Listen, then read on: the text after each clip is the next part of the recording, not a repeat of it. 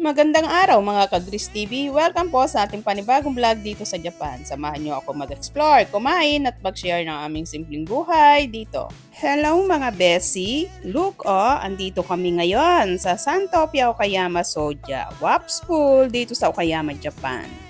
Isa ito sa pinakamalaking outdoor leisure pool sa buong West Japan. At grabe, sobrang saya dito kasi punong-puno ng activities, attractions at syempre good vibes. Unahin natin ang slide. Ayan may iba't ibang klase. May pambata na safe at cute. Perfect para sa little ones na gusto lang mag-enjoy. Pero syempre, hindi mawawala ang pangmatatanda na super thrilling.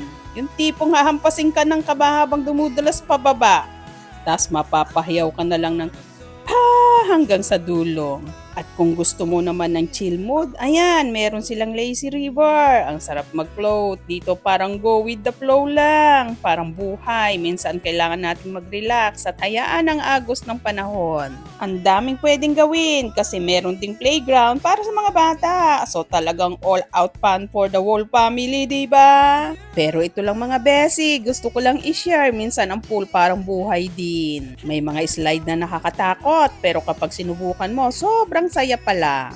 May lazy river na parang slow lang pero relaxing at worth it. Ganon din sa journey natin. Minsan mabilis, minsan mabagal, pero lahat ay may purpose. Siyempre, habang nag-enjoy tayo, huwag kalimutan na ang pinaka-importante ay yung memories na ginagawa natin with our loved ones. Hindi naman lahat tungkol sa lugar o activity, kundi yung tawa, bonding at love na dala ng moments na ganito. Kaya kahit sobrang init ngayon, gana pa rin kami kasi minsan kailangan mo rin talagang mag-dive sa saya, magpakabata ulit at kalimutan muna ang stress ng adulting. So ayan nga mga besi, kung nasa Japan kayo, balak niyong pumunta, try nyo dito sa Santopia Okayama WAPS Pool.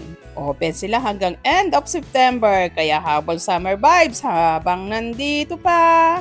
Remember mga besi, life is like water. Minsan chill, minsan wave. Pero kung marunong kang mag-swim, siguradong masarap ang biyahe. Kung nga pala si Gris TV and this is your kilig hugot and healing mula dito sa Japan. Don't forget to like, share, and subscribe. Kita-kits sa next adventure. Matulog kang may ngiti at gumising kang may pag-asa. Salamat po sa panunood mga ka-Gris TV. Huwag kalimutan i-like, i-share at mag-subscribe. Kita-kits sa susunod kong vlog. Bye-bye!